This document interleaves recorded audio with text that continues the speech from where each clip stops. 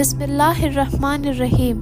अस्सलामु अलैकुम दोस्तों, यहूदी कौन थे और ये अपने आप को बनी इसराइल क्यों कहते हैं? आज की इस वीडियो में हम आपको यही बताने वाले हैं कि ये यहूदी कौन थे और ये अपने आप को बनी इसराइल क्यों कहते हैं। दोस्तों, हमारे हज़रत इसहाक बिन इब्राहिम अलैहिस्सलाम के दो बेटे थे, महीस और याकूब, और ये बनी इसराइल याकूब अलैहिस्सलाम की औलाद है। हज़रत याकूब अलैहिस्सलाम का एक लक़ब इसराइल भी था, इसीलिए ये बनी इसराइल कहलाते हैं। लेकिन हज़रत याकूब अलैहिस्सलाम के एक बेटे का नाम यहूदा था, इसी वजह से इन्हें यहूदी भी कहा जाता है। दोस्तों, यहूदी एक ऐसी बुरी कौम रही है जिसने हज़ारों साल अपनी ज़िंदगी अल्लाह ताला की नाफरमानी में गुजारी है। इन यहूदियों की हमेशा से झगड़ा फसाद करने की आदत रही है और अल्लाह ताला ने इस पर कई बार लानत की है। और इस बनी इसराइल के धोखेबाजी की पूरी कहानी कुरान पाक में बताई गई है, जिसके बाद इस कौम को हुकूमत के पद से हटा दिया गया और इसके जगह हुकूमत का पद मुसलमानों को सौंप दिया गया। दुनिया भर की कौमों में यहूदी एक ऐसी कौम है जिसको अल्लाह ताला ने सबसे बड़ा मुजरिम ठहराया है। कुरान शरीफ को गौर से समझने पर यहूदियों का जुर्म खुलकर हमारे सामने आया है। आज इस वीडियो में आपको इसके बारे में भी पता चल जाएगा। दोस्तों, ये कौम हमेशा वादे के खिलाफ काम करती थी। आखिरकार दूर पहाड़ को उठाकर इनके सरों में लटकाया गया, लेकिन फिर भी इनके वादे तोड़ने के सिलसिले जारी रहे और ये लोग दूसरों को नेकी करने को कहते थे, लेकिन खुद नहीं करते थे। दोस्तों, इनको फिरौनियों के जुल्म से बचाने और समुंदर के बीच से रास्ता देने के बावजूद भी ये लोग अल्लाह की नाफरमानी करते रहे। और जब मूसा अलैहिस्सलाम पहाड़ी पर जाकर अल्लाह से हम कलाम करते थे, तो उस बीच इस कौम के लोग बछड़े की पूजा करने में लग जाते थे। उनकी इस हरकत को देखकर अल्लाह ताला ने मूसा अलैहिस्सलाम के ज़रिए हुक्म दिया कि गाय को ज़िबा करो। तो ये लोग सुनकर हैरान हो गए और उन लोगों ने मूसा अलैहिस्सलाम से कहा कि आप जाइए और अल्लाह ताला का सही फरमान लेकर आइए। और इस तरह इन लोगों ने मूसा अलैहिस्सलाम को 5 बार दूर पहाड़ी पर भेजा। ये सब जानबूझकर ऐसा कर रहे थे ताकि ज़मीन की गायों को बचा सके। यहाँ तक कि इन लोगों ने मूसा अलैहिस्सलाम से ये भी कह दिया था कि अल्लाह को देखे बगैर अल्लाह पर ईमान नहीं लाएंगे।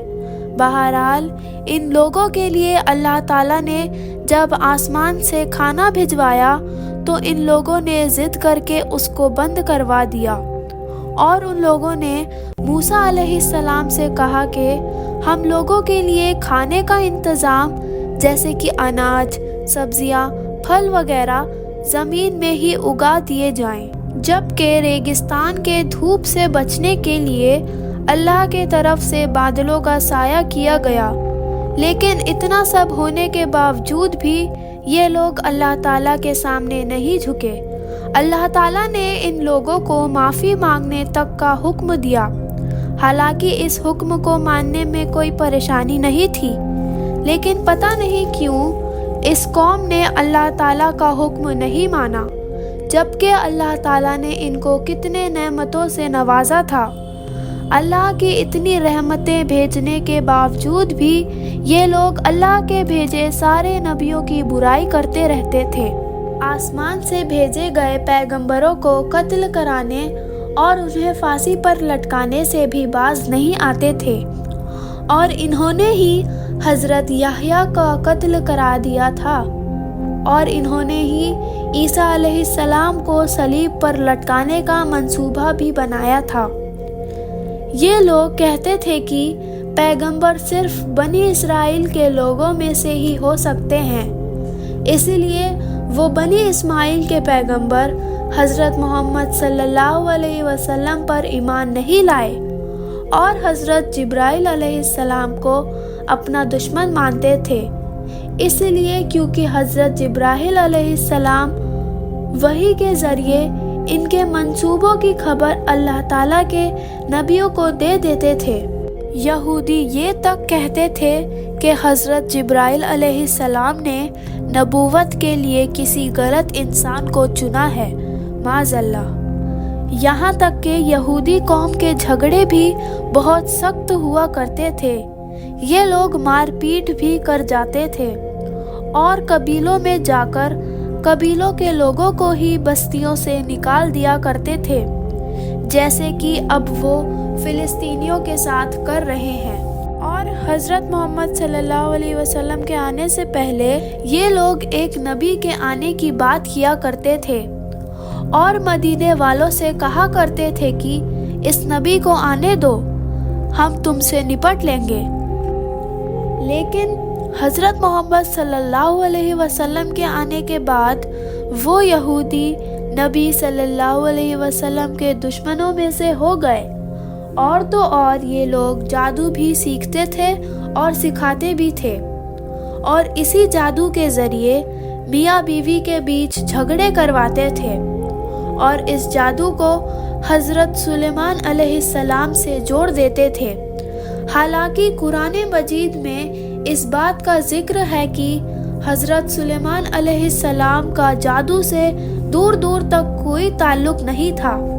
اس کے بعد حضرت محمد صلی اللہ علیہ وسلم پہ بھی ان لوگوں نے ہی جادو کیا تھا، اور ان کے علاوہ حضرت محمد صلی اللہ علیہ وسلم کو چٹانوں کے ذریعے زخمی کرنے کی کوشش بھی کی تھی، اور اللہ تعالیٰ کے پیغمبر حضرت سلیمان علیہ السلام کو یہ لوگ نبی نہیں مانتے تھے بلکہ ایک بادشاہ سمجھتے تھے، معاذ اللہ۔ یہ لوگ ہمیشہ لوگوں کو ایمان کے راستے سے، سچائی کے راستے سے اور اللہ تعالیٰ کے راستے سے بھڑکاتے تھے۔ یہودی کی قوم سے ایک جماعت ایسی بھی تھی جو یہ کہتی تھی کہ حضرت محمد صلی اللہ علیہ وسلم پہ جو کچھ بھی نازل ہوا ہے اس پر صبح ایمان لاؤ اور شام کو بھول جاؤ، معاذ اللہ۔ دوستو، ایک زمانہ تھا جب یہ قوم اللہ تعالیٰ کی سب سے پسندیدہ قوم تھی، لیکن ان کے گنونے حرکتوں کے وجہ سے اللہ تعالیٰ نے ان کو حکومت کے پد سے ہٹا دیا۔ اور دوستو، یہودی قرآن پاک کو نہیں مانتے، اسی لیے انہیں یہ پتہ نہیں ہے کہ ہم اللہ تعالیٰ کے بارگاہ سے ٹھکرائے ہوئے ہیں، اور یہ لوگ آج بھی اپنے آپ کو اللہ کے سب سے قریب اور پسندیدہ مانتے ہیں۔ تو آج کے واقعہ کے لیے بس اتنا ہی۔ امید ہے آپ کو یہ واقعہ پسند آیا ہو۔ اگر آپ کو یہ واقعہ اچھا لگا ہو تو اس ویڈیو کو لائک کریں، اور ایسے اور سچے واقعات سننے کے لیے ہمارے چینل کو سبسکرائب کریں۔